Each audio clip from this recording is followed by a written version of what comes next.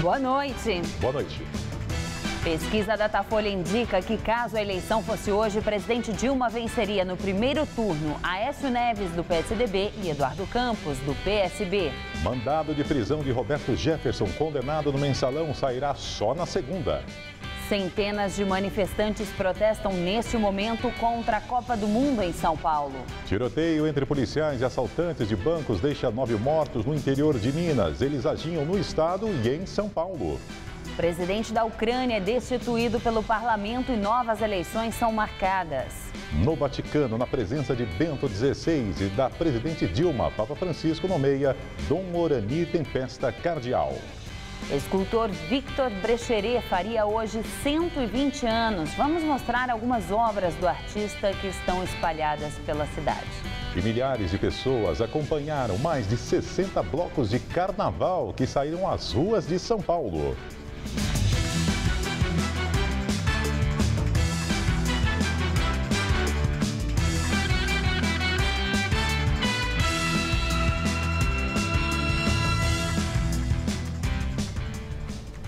Centenas de manifestantes protestam neste momento contra a Copa do Mundo em São Paulo. O repórter Vinícius Marra acompanha ao vivo e tem mais informações. Vinícius. Olha, Juliana, a manifestação, os manifestantes que se reuniram na Praça da República por volta das 4h30 da tarde, fizeram os cartazes e seguiram depois, por volta das 6 horas, para algumas ruas aqui de São Paulo, desceram a Consolação e agora o momento mais tenso dessa manifestação que vinha completamente pacífica. A gente pode ver agora esse cordão de policiais e ali atrás estão várias pessoas que foram detidas por esses policiais. Não sabemos porque houve uma confusão nesse ponto, chegando aqui próximo, ao Teatro Municipal, próximo à Prefeitura, e houve esse embate com a polícia. Manifestantes e policiais, houve bombas de gás lacrimogêneo foram lançadas para tentar conter esses manifestantes, e agora a gente vê ainda que o clima continua muito tenso por aqui. A gente ouve daqui aonde a gente está ainda muitas bombas sendo soltadas. E aqui a gente vê que essas pessoas foram detidas para averiguação. Houve um cordão da polícia nesse momento em que separou os manifestantes. Os manifestantes ficaram de um lado, os policiais de outro. Tentaram ainda aqui, depois desse conflito, quebrarem ainda, os manifestantes quebrarem algumas agências bancárias, mas os próprios manifestantes tentaram impedir também, mas acabou nessa situação. A gente vê ainda um clima de muita tensão por aqui e várias pessoas presas. O que chamou a atenção da nossa equipe desde o início da manifestação foi a quantidade, o número de policiais que foram chamados para essa manifestação. O comando não divulgou o número, mas a gente viu muitos policiais aqui para conter qualquer tipo de problema que houvesse e infelizmente aconteceu. Agora a gente vai ficar aqui observando, ver o que vai acontecer com essas pessoas que foram detidas e em qualquer momento a gente volta com novas informações. Laerte. Obrigado, Vinícius. E pelo menos 40 suspeitos de serem black blocs foram intimados a prestar depoimento para a Polícia Civil na sede do DEIC, na zona norte da capital. A convocação obrigatória não agradou os jovens que reclamaram da estratégia adotada pela polícia. Os ativistas foram convocados no mesmo horário do ato Não Vai Ter Copa. Esta foi a maneira que a polícia encontrou para tentar esvaziar o movimento.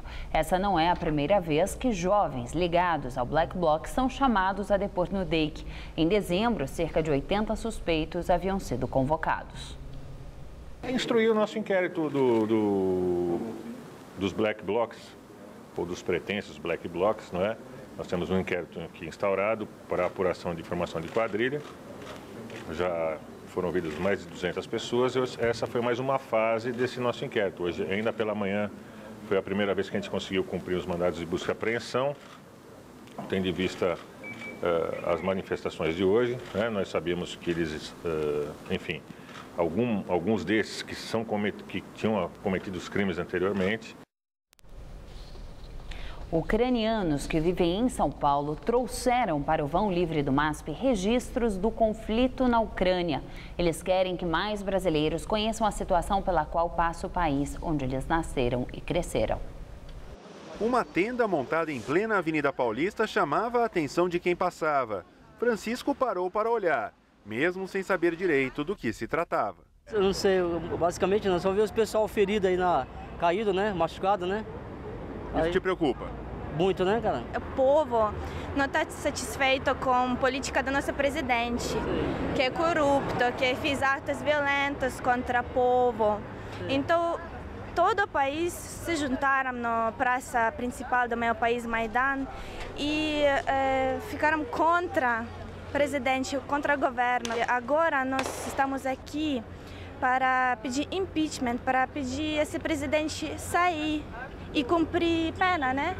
A tenda armada pelos ucranianos que vivem no Brasil e estão preocupados com os parentes no país de origem tem diversas alusões ao massacre ocorrido nos últimos dias.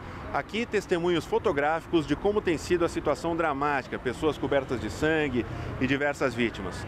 Do lado de cá, uma foto do presidente Yanukovych com a boca suja de sangue.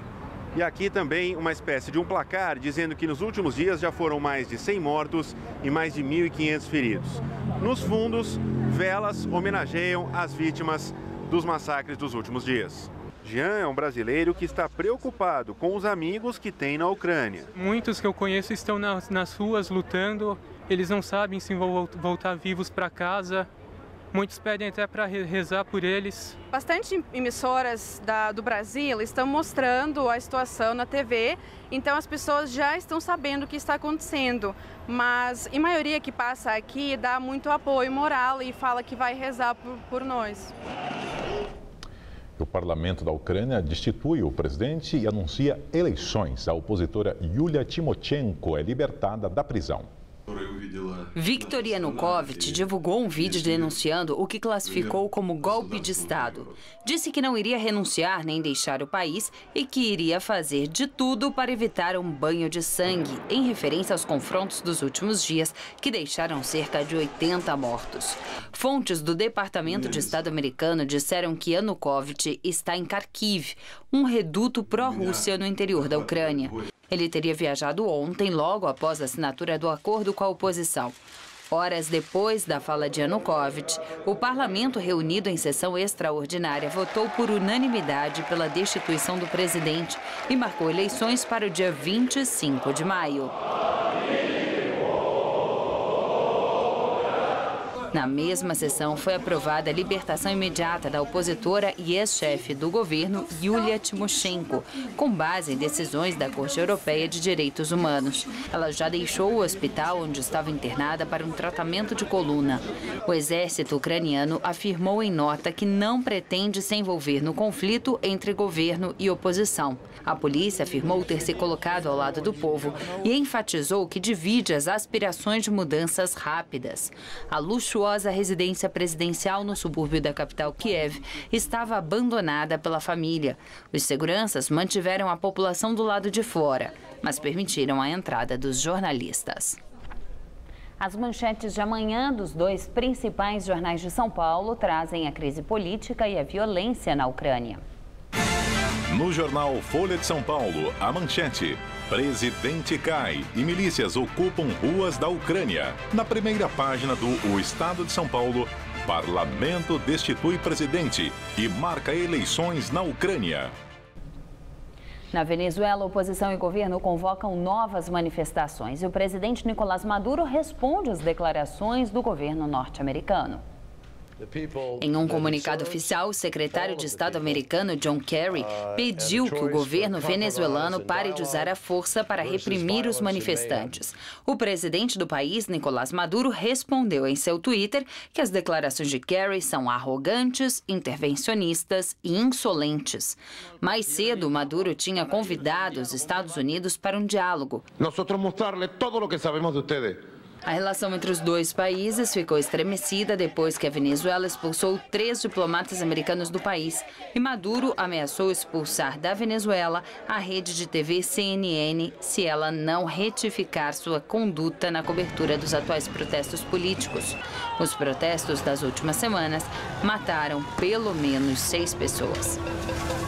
No Vaticano, Papa Francisco nomeia o brasileiro Dom Orani Tempesta cardeal. Foram nomeados 19 cardeais em uma cerimônia realizada hoje na Basílica de São Pedro. O evento contou com a participação do Papa Emérito Bento XVI, que fez uma aparição surpresa. A presidente Dilma Rousseff também acompanhou a nomeação. Dom Orani Tempesta agora é cardeal arcebispo da cidade do Rio de Janeiro. Ele recebeu das mãos de Francisco um anel e o solidel cardinalício. Com a nomeação de Dom Orani, o Brasil tem 10 cardeais no Vaticano. Protesto e violência no centro de São Paulo. Centenas de manifestantes fazem neste momento um ato contra a Copa do Mundo. E o repórter Vinícius Marra acompanha ao vivo e tem mais informações. Vinícius. Olha, Juliana, nós continuamos aqui na rua Xavier de Toledo, onde os policiais continuam por aqui, né, com alguns manifestantes que foram detidos aí durante um confronto que houve agora há pouco com a polícia. Né? O clima ainda é muito tenso por aqui, muitas pessoas, a gente não sabe calcular assim quantas pessoas foram detidas nessa manifestação, mas elas continuam por aqui, os policiais estão chamando cada uma delas, separando e ouvindo cada uma delas. O que chamou a atenção, né, da nossa equipe aqui nesse momento é que a manifestação ela vinha, né, de forma pacífica, né, até aqui a chegada do Teatro Municipal, próximo da Prefeitura. Só que depois, né, houve um confronto aqui nessa rua, Xavier de Toledo, os policiais usaram aí bombas de efeito moral e várias pessoas, vários manifestantes foram detidos. A gente não sabe explicar ainda se houve feridos, né? Mas a gente vê aqui também a informação da polícia que algumas agências bancárias foram danificadas, mas a gente também não sabe quantificar, né, quantas pessoas participaram dessa manifestação. Nós estamos aqui acompanhando, vários repórteres estão por aqui também registrando as imagens, alguns jornalistas também foram detidos, então o clima continua muito tenso por aqui. Nesse momento começa a chover forte aqui, né, e a gente ouve ainda aqui, desse ponto que a gente está pela cidade, né, alguns barulhos ainda de bombas de efeito moral. Mais informações a gente pode voltar daqui a pouquinho, a gente está aqui acompanhando ao vivo cada passo aqui, cada desdobramento dessa manifestação. Laerte e Juliana. Polícia Federal confirma pelo Twitter que o mandado de prisão de Roberto Jefferson só deve sair na segunda-feira. Até lá, os policiais que estão de plantão na porta da casa do ex-deputado federal, no interior do Rio de Janeiro, devem permanecer no local, segundo a Polícia Federal. A ordem de prisão do delator do Mensalão foi expedida ontem à noite pelo Supremo Tribunal Federal. Jefferson, que já informou à imprensa que está pronto para se entregar, foi condenado a 7 anos de detenção por corrupção passiva e lavagem de dinheiro. Ele deve cumprir a pena em regime semiaberto. Em 10 dias, o site que arrecada dinheiro para o pagamento da multa de José Dirceu passou de R$1 milhão. O valor já supera o da multa imposta pelo Supremo Tribunal Federal, que era de R$ 971 mil. Dirceu foi o terceiro petista a usar esta estratégia para levantar o dinheiro para pagamento da multa. O ex-deputado José Genuíno e o ex-tesoureiro do PT, Delóbio Soares, também fizeram campanha de doações. Dirceu foi um dos condenados no processo do Mensalão petista e cumpre pena em regime semiaberto na penitenciária da Papuda, em Brasília. Referência do movimento modernista no Brasil, o escultor ítalo-brasileiro Victor Brecheret completaria hoje 120 anos. Quem vive em São Paulo se depara com várias obras do artista espalhadas pela cidade, entre elas um dos cartões postais da capital, o Monumento às Bandeiras.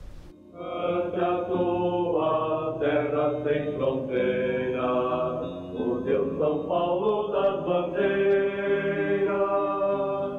A escultura retrata índios, negros e brancos, integrantes das bandeiras sertanistas, que desbravaram o interior do território brasileiro em busca de riquezas. Acho que é uma forma de lembrar um pouco da história do estado de São Paulo, principalmente num lugar onde a gente não costuma preservar muito a nossa história. O monumento foi feito por Victor Brecheret, um importante escultor ítalo-brasileiro do século XX. Considerado um dos principais representantes da arte moderna no Brasil, ele ganhou vários prêmios nacionais e internacionais de arte. Hoje, Brecheret completaria 120 anos. A filha Sandra relembra quem ele foi. Ele era extremamente profissional, mas gostava de viver. Gostava das coisas boas da vida, um bom vinho, uma boa comida e gostava essencialmente de escultura. Na cidade encontramos outras obras do artista, como esta no Largo do Arouche, na região central de São Paulo, intitulada Depois do Banho. Inaugurada em 1932, ela chama a atenção por sua beleza e medidas desproporcionais. Outra obra de Brecheret fica aqui na Praça Princesa Isabel, no centro de São Paulo. O monumento ao Duque de Caxias tem mais de 40 metros de altura. São 16 metros de estátua e 25 metros de pedestal decorado com alto-relevos. Ele amava a cidade de São Paulo, amava o Brasil. Os temas últimos da vida dele são todos ligados à terra, à brasilidade, a São Paulo que ele nasceu aqui. Inaugurado em 25 de agosto de 1960, o monumento a Duque de Caxias hoje está pichado e fica na praça onde tem uma grande concentração de moradores de rua. A filha de Brecheret luta para tentar restaurar a obra. Nós estamos com um trabalho de coletar recursos porque é uma restauração muito cara. Mas depois que eu tombei há uns anos atrás o monumento a Caxias, eu acho que agora tem mais força e mais empenho para isso.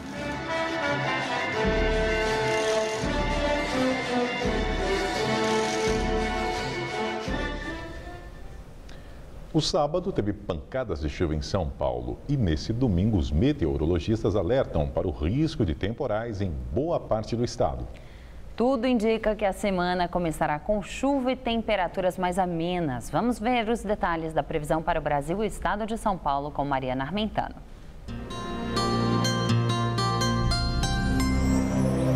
O sol aparece tímido e aumentam as condições de chuva forte aqui no estado de São Paulo.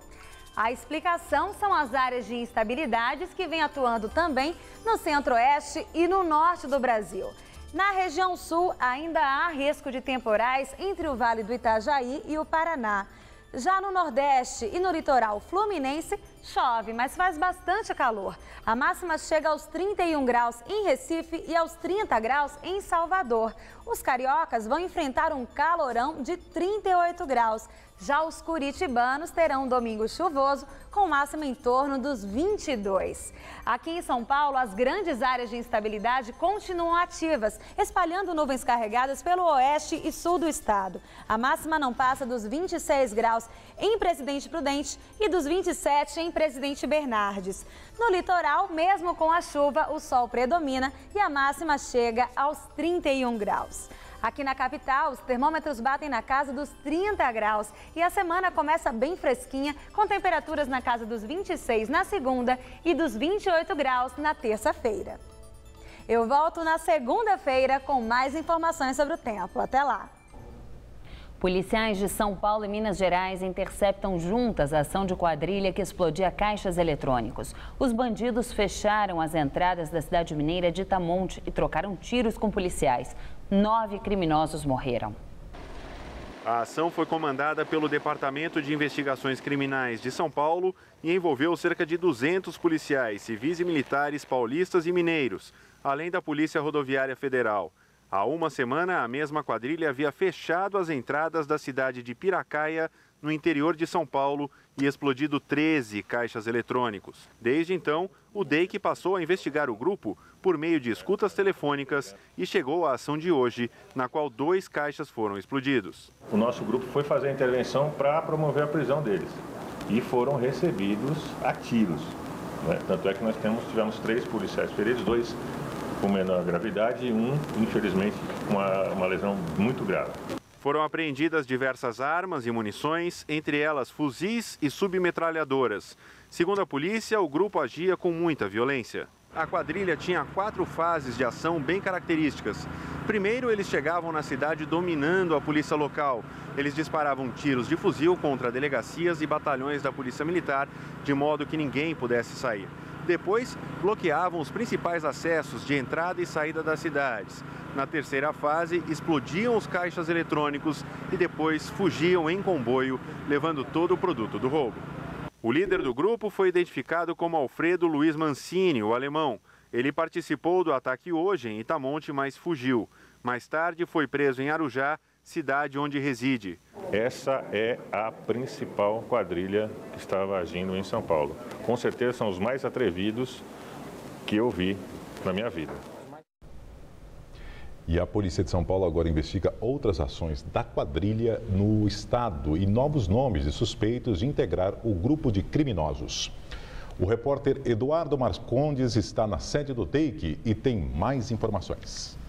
Laerte, a polícia já sabe que esses bandidos participaram de pelo menos 20 assaltos a caixas eletrônicos, todos com o mesmo modo de ação do assalto de hoje e do roubo de hoje.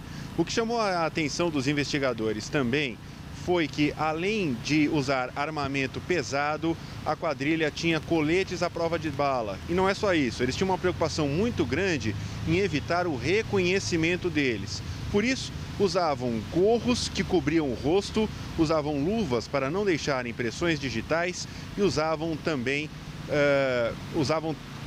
blusa de manga comprida para que não fosse percebida nenhuma tatuagem deles ou algum sinal que os identificasse. Com a ação de hoje, 9 bandidos morreram na troca de tiros com a polícia, 4 foram presos e 1 está foragido. Laerte.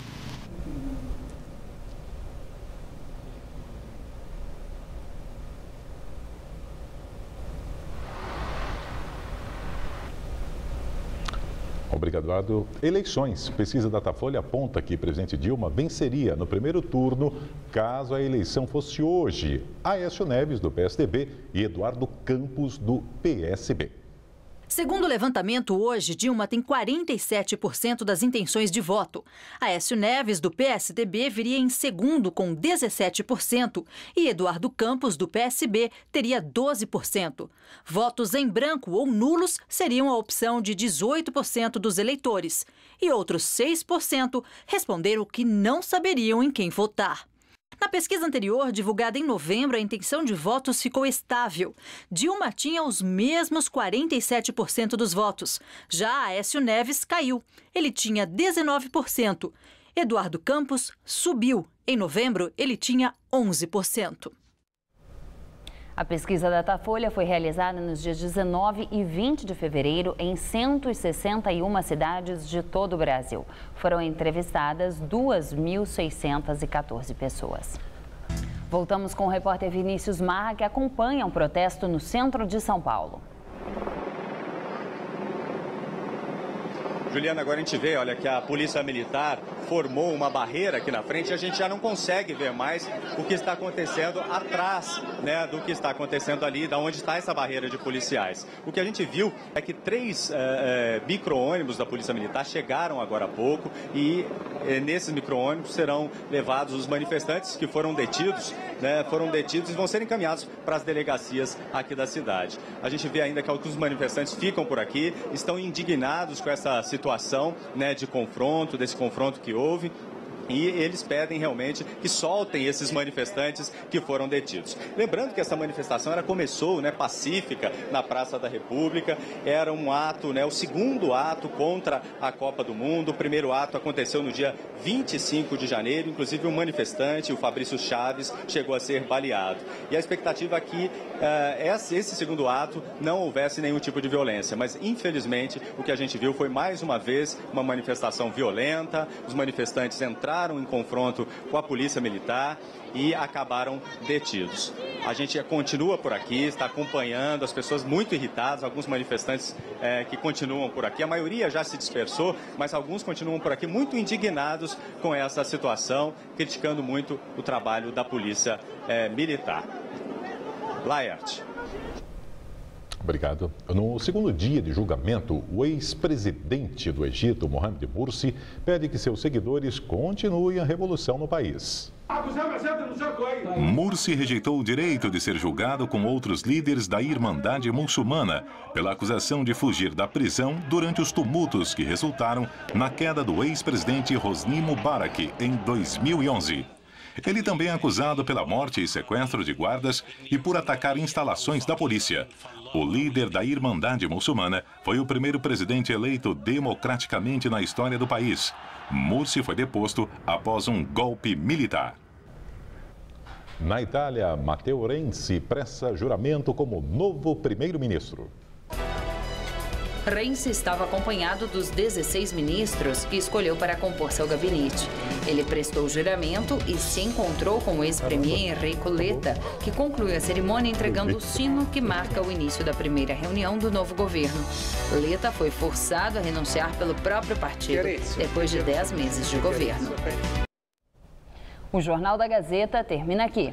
E a edição de hoje pode ser vista daqui a pouquinho no site youtube.com/Jornal da Gazeta. Mais notícias na segunda-feira às 19 horas. Uma boa noite para você. Boa noite e um excelente domingo.